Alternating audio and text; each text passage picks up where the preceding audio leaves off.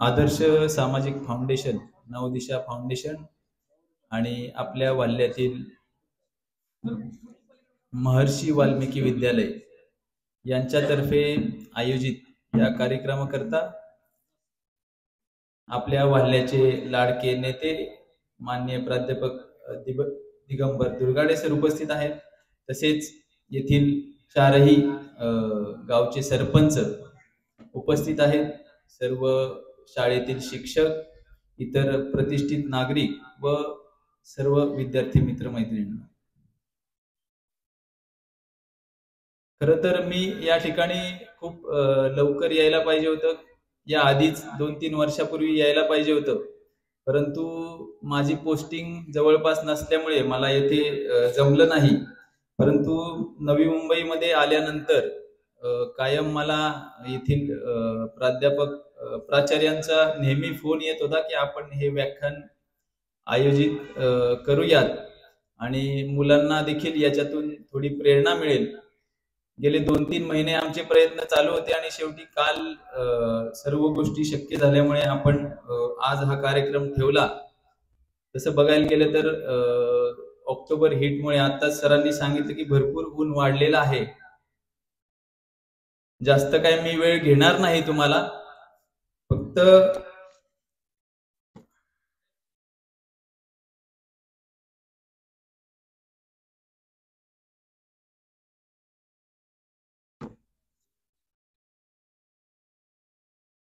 मी काही व्याख्यान द्यायला इथे आलेलो नाही, तुमच्याशी गप्पा मारायला आलेलो आहे। आणि ज्या गोष्टी माझ्या आयुष्यात घडल्या त्या मी तुम्हाला फक्त सांगणार आहे आणि त्यातून आपल्याला काय काय घेता येईल ते आपण नक्कीच घ्याव्यात। माझा जन्म बारामतीतला आहे आणि माझे वडील सिद्धराम आबा भुजबळ हे आपल्या वाल्यातील कामटवाडी येथील असून त्याच ठिकाणी माझं बालपण जवळपास मी बालवाडीपर्यंत त्या ठिकाणी होतो। त्या मारुती मंदिरातील बालवाडीमध्ये मी जायचो, परंतु वडील तालुका कृषी अधिकारी होते, त्याच्यामुळे त्यांची बदली ही त्या काळचा ठाणे जिल्हा म्हणजे आताचा पालघर जिल्ह्यातील वाडा या ठिकाणी असल्यामुळे 1ली ते 4थीचं शिक्षण माझं वाडा येथील जिल्हा परिषदेच्या प्राथमिक शाळेमध्ये झालं। त्याच्यानंतर त्यांची बदली ही रायगड जिल्ह्यामध्ये कर्जत तालुक्यात झाली होती। 4थीचं शिक्षण माझं तिथे झालं आणि 2000 साली त्यांची बदली सासवड या ठिकाणी झाल्यानंतर पूर्ण कुटुंब आपलं सासवडमध्ये स्थायिक झालं आणि मी 5वीला सासवड येथील वाघेरे विद्यालय येथे प्रवेश घेतला। 5वी ते 10वी पर्यंत मी वाघेरे हायस्कूलमध्ये शिकत होतो। सर्वसामान्य विद्यार्थी आपल्यासारखाच, त्यावेळेस आपल्याला काही कळत नसतं की आपल्याला पुढे मोठं झाल्यावर काय व्हायचंय। आपण आजूबाजूच्या मुलांसोबत हसत खेळत शिकत असतो, कुठलंही ध्येय नसतं, कुठलेही विचार नसतात। त्याच पद्धतीने अभ्यास करत गेलो, फक्त अभ्यासामध्ये थोडा सिन्सिअर होतो। 10वी मध्ये मला त्या काळी 89% मार्क मिळाले। मी शाळेमध्ये 3रा आलो होतो, पण असं काही ठरवून आलेलं नव्हतं की मला शाळेमध्ये पहिलं जायचंय, दुसरं जायचंय, तिसरं जायचंय। जसं सर्वसामान्यपणे सर्व मुलं अभ्यास करतात त्याच पद्धतीने मी अभ्यास केला। अभ्यासाबरोबर खेळाची आवड देखील जपली। मी व्हॉलीबॉल आणि क्रिकेट या दोन्ही खेळ खेळायचो। त्याच्यामध्ये मी शाळेच्या तसेच कॉलेजच्या देखील टीम मध्ये खेळलेलो होतो। 10वी झाल्यानंतर आपल्या इथे थोडासा एक ट्रेंड आहे की 10वी झाल्यानंतर पुण्यामध्ये शिकायला जायचं, 11वी-12वी पुण्यात करायची। परंतु आपला इकडचा भाग हा थोडा ग्रामीण असल्यामुळे आपल्या येथील बरेचशी मुले 11वी-12वीला पुण्यात जातात, परंतु तिथलं वातावरण कधी कधी त्यांना मॅच होत नाही आणि त्याच्यामुळे पुढची दिशा थोडीफार भरकटते। हाच विचार करून मी त्यावेळेस 11वी-12वीला देखील पुरंदर कॉलेज आपल्या सासवडचं जे आहे त्या ठिकाणी 11वी-12वीला ऍडमिशन घेतलं होतं। 11वी 12वी देखील त्याच पद्धतीने अभ्यास केला. फक्त 12वी मध्ये सर्व गोष्टी सोडून शेवटचे 2-3 महिने चांगला अभ्यास केला. कारण आपल्या सर्वांना माहिती आहे की आपल्या आयुष्यातलं सगळ्यात मोठ्या पायऱ्या कुठल्या असतात, तर एक पहिली असते 10वी आणि दुसरी असते 12वी. आणि आपल्याला सर्व बाजूने बंबार्डिंग चालू असतं की 12वीत चांगले मार्क मिळाले की तुमचं आयुष्य सोपं होतं, 12वीत एकदा चांगले मार्क मिळाले की तुमचं सगळं करिअर सेट होतं. आणि तेच ऐकून आपण ठीक आहे बाबा असं सर्व आपल्या घरातले सांगत असतात, आपले शिक्षक सांगत असतात, आपले वरिष्ठ सांगत असतात, त्या पद्धतीने मग आपण थोडंफार त्यांचं ऐकून सिन्सिअरली अभ्यास करतो. त्याच पद्धतीने 12वीला देखील मी शेवटचे 3-4 महिने चांगला अभ्यास केला आणि 12वीला मला 89% मार्क मिळाले आणि मी त्यावेळेस पुरंदर तालुक्यामध्ये पहिला आलो होतो. हे देखील काही ठरवून झालेलं नव्हतं, फक्त अभ्यासाप्रती असलेला सिन्सिअरपणा त्यासाठी कारणीभूत होता. बरं, आता 12वी झाल्यानंतर करायचं काय?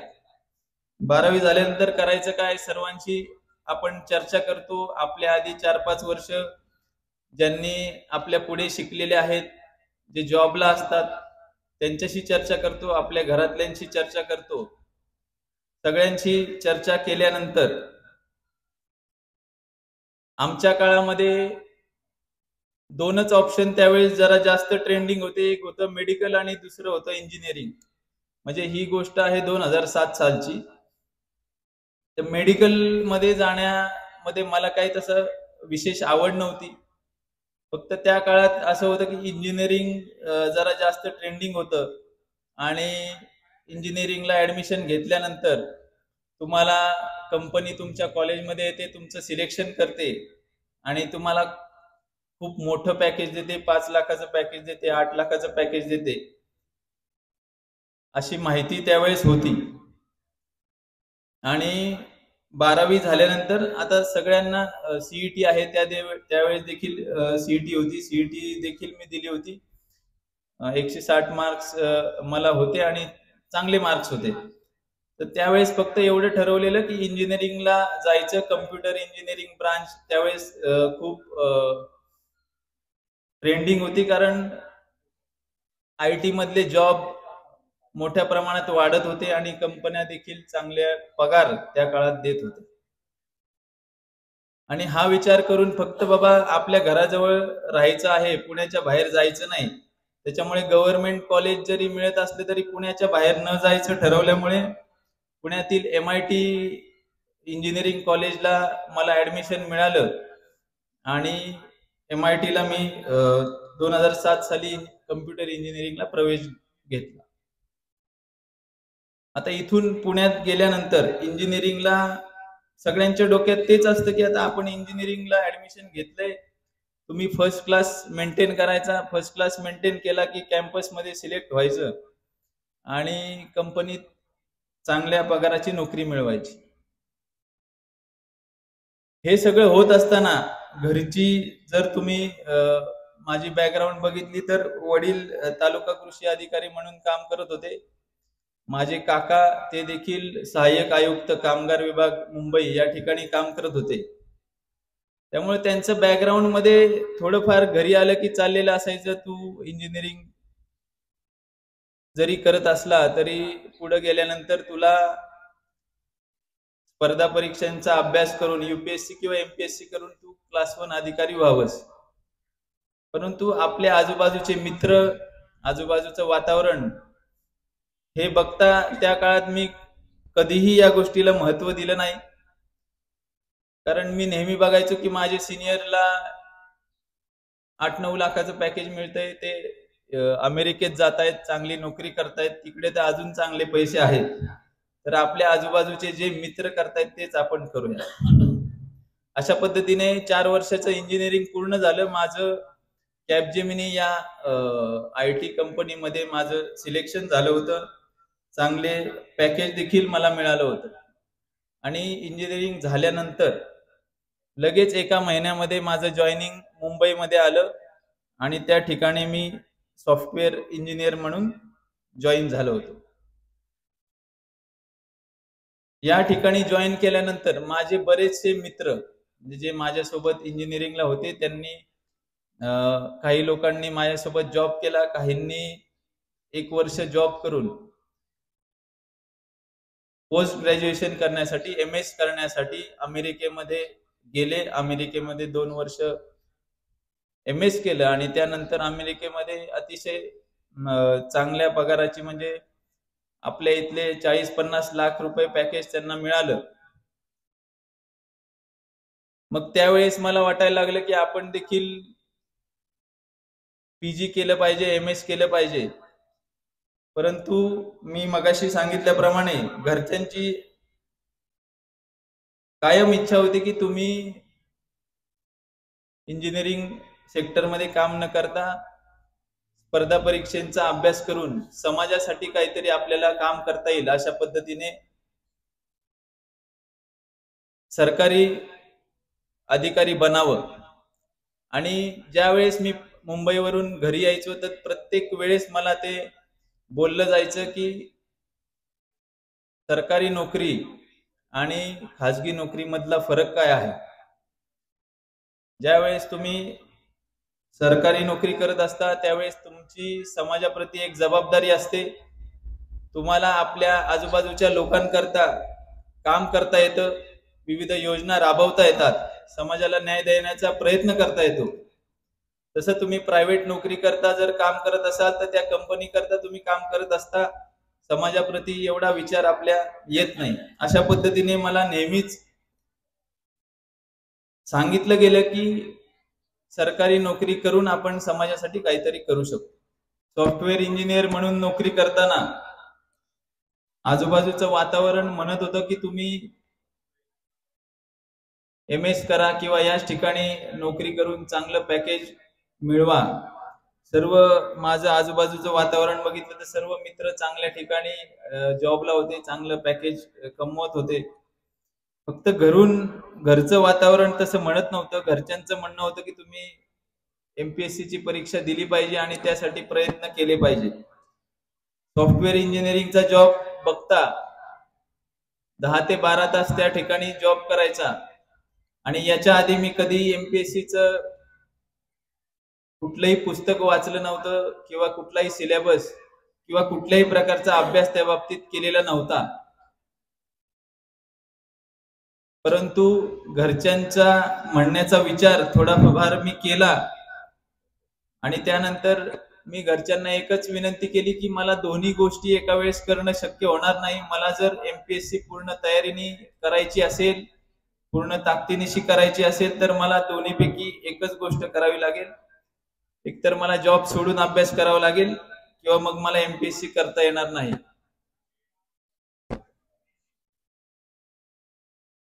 त्यावेळेस घरची परिस्थिती चांगली असल्यामुळे घरच्यांनी देखील त्या गोष्टीला विरोध केला नाही, कारण माझा ऑलरेडी 2 वर्ष अनुभव झाला होता आणि जॉब सोडून आपण MPSC ची तयारी 1-2 वर्ष केली. समजा काही त्याच्यामध्ये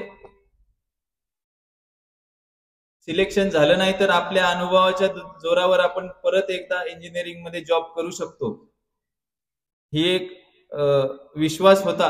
आणि त्या गोष्टीवर मी सॉफ्टवेअर इंजिनिअरिंगचा जॉब सोडला आणि पुण्यामध्ये MPSC च्या अभ्यासाकरता आलो. त्यावेळेस अशी परिस्थिती होती की MPSC म्हटलं की पुणे आणि UPSC म्हटलं की दिल्ली, या दोनच ठिकाणी मुलं अभ्यास करायची आणि त्याच ठिकाणी भरपूर क्लासेस उपलब्ध होते. आताच्या घडीला तुम्ही बघितलं तर सर्व ठिकाणी, कुठल्याही ठिकाणी, इवन गडचिरोलीमध्ये बसून देखील तुम्ही कुठल्याही स्पर्धा परीक्षेचा अभ्यास करू शकता. एवढं मटेरियल आज ऑनलाईन उपलब्ध झालेलं आहे.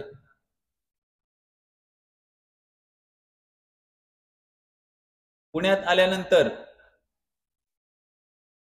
MPSC करायची की UPSC हा एक प्रश्न होता, परंतु एकच वाटत होतं की महाराष्ट्र सोडून काम करायचं नाही. UPSC मध्ये आपल्या रँकनुसार आपल्याला राज्य मिळतं, त्याच्यामुळे UPSC न करण्याचा त्यावेळेस निर्णय घेतला. आणि MPSC करता क्लासेस जॉईन केले. एकंदरीत तुम्ही जर MPSC किंवा कुठली स्पर्धा परीक्षा करणाऱ्यांचं शेड्यूल बघितलं की एकदा त्या ठिकाणी माणूस गेला की पहिलं वर्ष फक्त तिथलं तुमचं शेड्यूल बसण्यात जातं. त्याच्यानंतर वर्षभर मुलं अभ्यास करतात आणि पहिल्या 2-3 वर्षामध्ये आपल्याला त्या परीक्षेचा अंदाज येतो. बरीच मुलं 4-5 वर्ष 6-7 वर्ष देखील त्या ठिकाणी प्रयत्न करत असतात. याच्यामध्ये एकच ठरवलं होतं की या जाळ्यामध्ये जास्त काळ आपण अडकायचं नाही. मी 2014 साली पुण्याला आलो होतो. त्या ठिकाणी क्लासेस जॉईन केले. माझे काही मित्र दुसऱ्या कॉलेजला असणारे ते देखील त्या ठिकाणी MPSC करत होते. त्यांच्याकडून देखील मार्गदर्शन घेतलं आणि 2014 साली मी आल्या एक अटेम्प्ट दिला होता. त्याच्यामध्ये माझं सिलेक्शन झालं नाही. MPSCचं तुम्हाला माहिती करता सांगतो. MPSC मध्ये पूर्व परीक्षा, मुख्य परीक्षा आणि इंटरव्ह्यू अशा 3 टप्प्यामध्ये आपल्याला परीक्षा द्याव्या लागतात आणि इंटरव्ह्यू झाल्यानंतर जेवढ्या जागा असतील तेवढ्या रँक मध्ये जर आपला नंबर आला तर आपलं त्या पोस्ट करता आपलं सिलेक्शन होतं. 2014 साली जास्त काय अभ्यास केलेला नव्हता. त्याच्यामुळे पूर्व परीक्षा मी पहिल्या वर्षी पास होऊ शकलो नाही. परंतु अभ्यास चालू ठेवला. 2015 साली पूर्व परीक्षा दिली. पूर्व परीक्षेमध्ये चांगले मार्क आले. MPSCचं एक चांगलं आहे की तुम्ही पूर्व परीक्षा दिली की तुमच्याकडे लगेच त्या दिवशी आन्सर की मिळते आणि तुम्ही पूर्व परीक्षा पास होणार आहे का नाही हे तुम्हीच ठरवू शकता किंवा तुम्हाला अंदाज येतो. पूर्व परीक्षेला चांगले मार्क होते. मुख्य परीक्षेची तयारी केली आणि मुख्य परीक्षेला देखील बऱ्यापैकी मार्क आले होते आणि 2015च्याच याच्यामध्ये मुख्य परीक्षा देखील मी पास झालो आणि इंटरव्ह्यू करता सिलेक्शन माझं झालं होतं. फेब्रुवारी मध्ये इंटरव्ह्यू झाले आणि एप्रिल मध्ये निकाल लागला. माझं MPSC मध्ये नगरपालिका मुख्याधिकारी वर्ग 2 या पोस्ट करता माझं सिलेक्शन झालं होतं. दुसऱ्याच वर्षी सिलेक्शन झाल्यामुळे बऱ्यापैकी कॉन्फिडन्स वाढला होता आणि नगरपालिका मुख्याधिकारी अतिशय चांगली पोस्ट आहे. आपल्याला त्या शहरामध्ये वेगवेगळ्या योजना इम्प्लिमेंट करता येतात. एवढा निधी आपल्याला वापरायला मिळतो. लोकांच्या विविध सेवा आपल्याला राबवता येतात आणि त्याचं जॉईनिंग लगेच ऑगस्ट मध्ये झालं होतं. ती पोस्ट मी जॉईन केली. परंतु सगळ्याच गोष्टी आपल्या मनासारख्या होत नाहीत. आपल्याला वाटतं की आपण पुण्यात राहायला आहोत तर आपलं नोकरी देखील पुण्याच्या आजूबाजूला असावी. परंतु ज्यावेळेस पोस्टिंग आमचं झालं त्यावेळेस माझी पोस्टिंग गडचिरोली येथील कुरखेडा तालुक्यामध्ये नवीन झालेल्या नगरपंचायतीच्या ठिकाणी झाली होती. गडचिरोलीचं नाव ऐकलं की आताही सर्वांना वाटतं की तिकडं एकदम असुरक्षित वातावरण आहे. नक्षल लोकांची भीती आहे. तर तिकडं कसं जायचं? जसं सर्वसामान्यांची मनस्थिती आहे तशीच मनस्थिती माझी त्यावेळेस झाली होती. कारण गडचिरोली बद्दल आपल्याला काही माहिती नव्हतं. परंतु माझ्यासोबत सिलेक्शन झालेले 5 ते 6 मुलं गडचिरोलीमध्ये माझ्यासोबत असल्यामुळे त्या ठिकाणी जायचं ठरवलं आणि दुसरा पर्याय देखील माझ्याकडे कुठला नव्हता. 2016 नोव्हेंबर मध्ये गडचिरोली या ठिकाणी कुरखेडा नगरपंचायत मुख्याधिकारी म्हणून मी जॉईन केलं.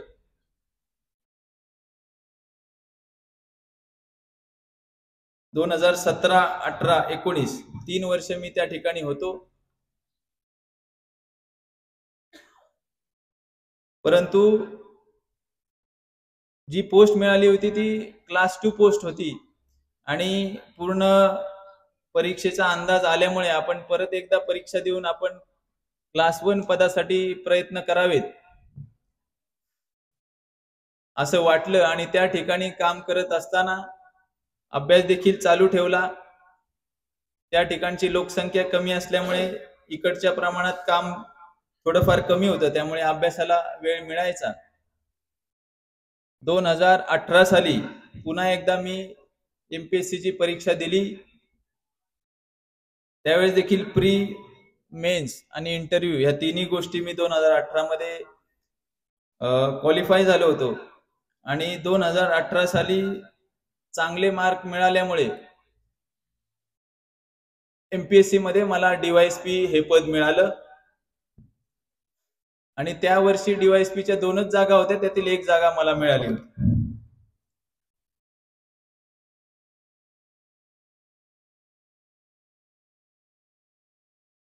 आता DYSP झाल्यानंतर त्याचं देखील ट्रेनिंग 2019 साली झालं आणि ट्रेनिंग DYSP या पदाचं ट्रेनिंग 2 वर्षाचं असतं. 1 वर्ष अकॅडमी नाशिक या ठिकाणी करावं लागतं आणि 1 वर्ष प्रोबेशनचं असतं. नशिबाने मला त्यावेळेस प्रोबेशन मध्ये पुणे ग्रामीण याच ठिकाणी जिल्हा मिळाल्यामुळे आपल्याला पुणे जिल्ह्यात काम करता आलं. आता एकदा गडचिरोली केले असल्यामुळे मला परत काही गडचिरोलीला जावं लागणार नाही अशा आशेमध्ये मी होतो. परंतु आमची DYSP ची बॅच छोटी असल्यामुळे आणि पोलीस विभागामध्ये एक आहे PSI म्हणून आपलं सिलेक्शन झालं किंवा DYSP म्हणून सिलेक्शन झालं, तर तुम्हाला जर गडचिरोलीची हिस्ट्री थोडीफार माहिती असेल तर गडचिरोलीमध्ये नक्षलवाद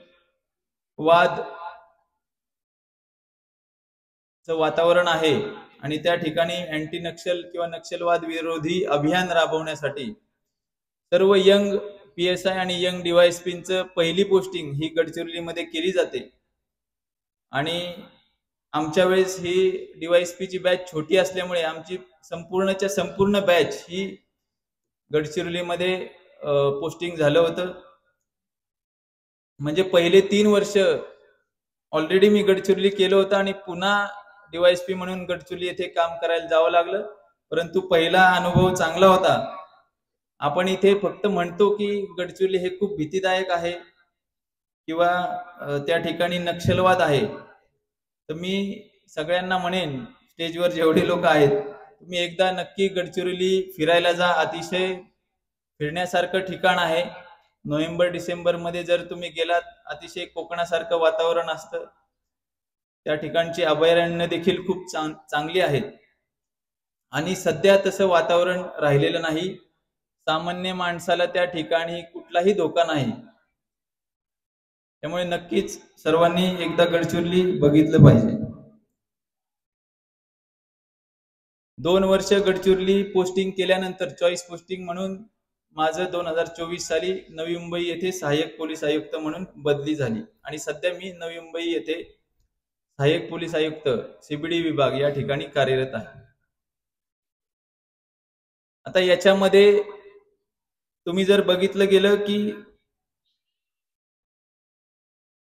आधी माझा पूर्णपणे ओढा हा प्रायव्हेट सेक्टरकडे काम करण्याचा होता, परंतु घरचं वातावरण आणि घरच्यांनी केलेल्या मार्गदर्शनामुळे मी या सरकारी नोकरीमध्ये आलो आणि आज या ठिकाणी मी काम करत आहे.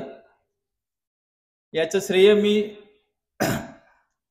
सर्व श्रेय मी माझ्या वडिलांना सिद्धराम आबा भुजबळ यांना देऊ इच्छितो. कारण तुम्ही जर बघितलं की ज्या ठिकाणी ते राहत होते कामटवाडीमध्ये 6 भावंड होती. घरची परिस्थिती एवढी काही चांगली नव्हती. अर्धा एकर शेती होती आणि त्या काळामध्ये त्या पिढीमध्ये एवढं शिक्षण देखील कोण घेत नव्हतं.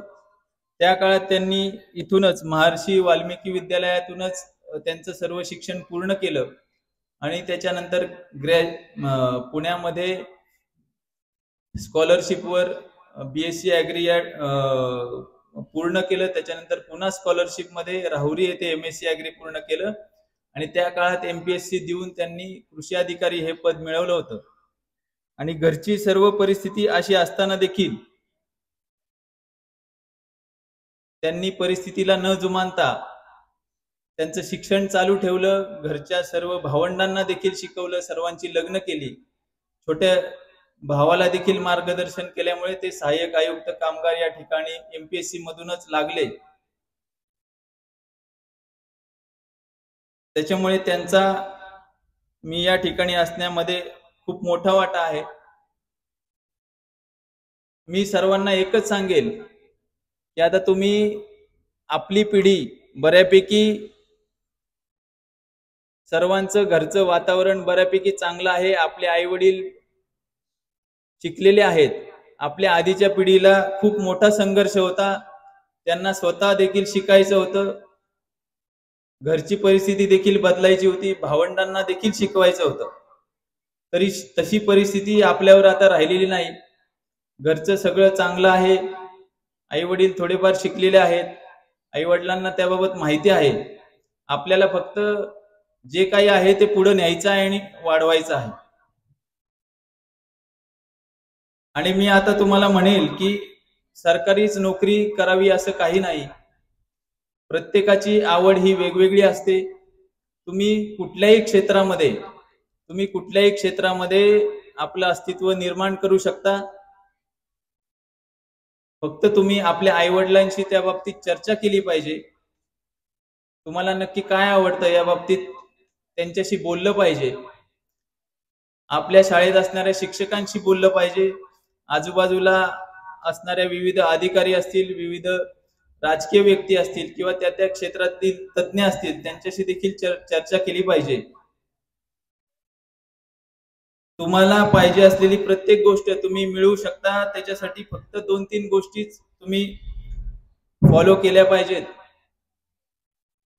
तुम्ही मोठे झालेले खेळाडू बघताल, शास्त्रज्ञ बघताल, विविध राजकीय नेते देखील बघताल, इंडस्ट्रियलिस्ट बघताल. सर्वांच्या त्या ठिकाणी पोहोचण्यामागे 2-3च गोष्टी आहेत. एक म्हणजे शिस्त. त्यांनी त्यांच्या आयुष्यामध्ये शिस्त, त्यांना जे पाहिजे त्यासाठी जे करायला पाहिजे त्यासाठी त्यांनी शिस्त ठेवलेली आहे, संयम ठेवलेला आहे, प्रामाणिकपणा ठेवलेला आहे आणि कष्ट करण्याची तयारी ठेवलेली आहे. या 3 ते 4 गोष्टी जर तुम्ही तुमच्या आयुष्यामध्ये प्रामाणिकपणे केल्यात आणि तुमचं जर ध्येय ठरवलं तर तुम्ही 100% त्या ठिकाणी पोहोचू शकता आणि तुमचं ध्येय गाठू शकता. आता माझं इंजिनिअरिंग होईपर्यंत मला माहित नव्हतं की मी पुढे जाऊन काय करायचंय. परंतु ज्यावेळेस आपण ठरवतो त्यावेळेस ती गोष्ट पूर्ण करण्यासाठी आपण 100% प्रयत्न करत असतो. आणि या 4 गोष्टी जर तुम्ही तुमच्या आयुष्यामध्ये लावून धरल्या तर तुम्ही कुठल्याही ठिकाणी पोहोचू शकता.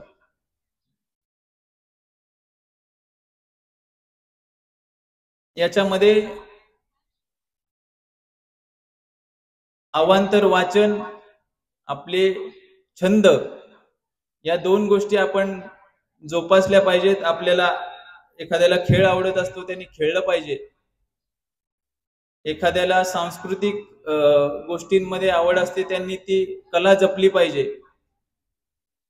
मागच्या काळासारखं आता राहिलेलं नाही की फक्त तुम्ही इंजिनियरच व्हायचंय, डॉक्टरच व्हायचंय. तुम्ही आता प्रत्येक क्षेत्रामध्ये पुढे जाऊ शकता, कारण तेवढी अवेलेबिलिटी आता प्रत्येक क्षेत्रामध्ये झालेली आहे. तुम्हाला प्रत्येक क्षेत्राचं मार्गदर्शन आता उपलब्ध आहे. त्याच्यामुळे पालकांना देखील माझी अशी विनंती आहे की तुम्ही फक्त त्यांना शाळेमध्ये चांगले मार्क पाडा याच्यासाठी फोर्स करू नका. त्यांचे देखील छंद तुम्ही ओळखले पाहिजेत, त्यांच्या देखील आवडी तुम्ही ओळखल्या पाहिजेत आणि त्या पद्धतीने आपल्या मुलांना आपण मार्गदर्शन केलं पाहिजे. याच्यामध्ये मी अजून एक गोष्ट सांगेल की आपण अवांतर वाचन केलं पाहिजे. विशेषतः बायोग्राफीज जे जे मोठे नेते होऊन गेलेले आहेत, समाजसेवक झालेले आहेत, मोठे इंडस्ट्रियलिस्ट आहेत, यांच्या आत्मचरित्र आपण वाचलं पाहिजे. त्यांनी त्यांच्या त्यांच्या काळामध्ये काय काय कष्ट केले याची माहिती आपल्याला त्यातून प्राप्त होते आणि आपल्याला देखील तसं काम करण्याची प्रेरणा मिळते. सध्याच्या घडीला आपण बघितलं तर मोबाईल आणि सोशल मीडिया यांनी सर्वांना व्यापून टाकलेला आहे आणि त्या मोबाईल शिवाय, त्या सोशल मीडिया शिवाय आपल्याला 5 मिनिट देखील करमत नाही. सर्व तुम्ही आता विद्यार्थी आहात, प्रत्येकाकडे घरी मोबाईल असतील किंवा तुम्हाला देखील आता मोबाईल मिळालेले असतील, परंतु त्या मोबाईलचा वापर कसा करायचा हे आपण ठरवायचं आहे. तुम्ही जर त्या मोबाईलचा चांगला वापर केला, तुमच्या नॉलेजसाठी वापर केला, तुम्हाला जे अभ्यासात गोष्टी लागणाऱ्या आहेत त्याच्यासाठी वापर केला, तर तो तुम्हाला दुपटीने फायदा मिळवून देईल. परंतु फक्त इंस्टाग्राम बघायचे, फेसबुक बघायचे, सोशल मीडियावर टाइमपास करायचा, याच्यासाठी जर तुम्ही तो मोबाईलचा वापर केला तर तुमचं स्वतःचं आणि तुमच्या कुटुंबाचं नुकसान होणार आहे. त्याच्यामुळे पालकांना देखील माझी विनंती आहे की आपले मुलं मोबाईलवर काय करतात याच्यावर देखील आपलं थोडं लक्ष असलं पाहिजे.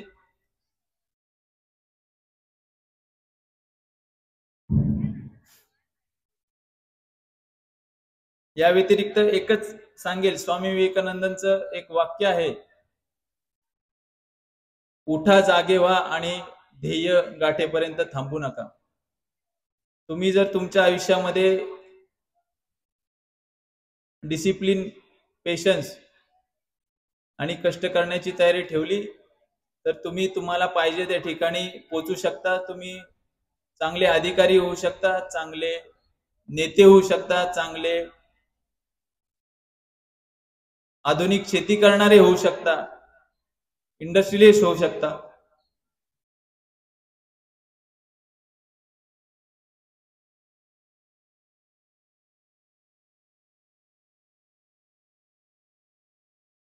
या ठिकाणी एवढ्या उन्हामध्ये आपण एवढं सगळं ऐकून घेतलं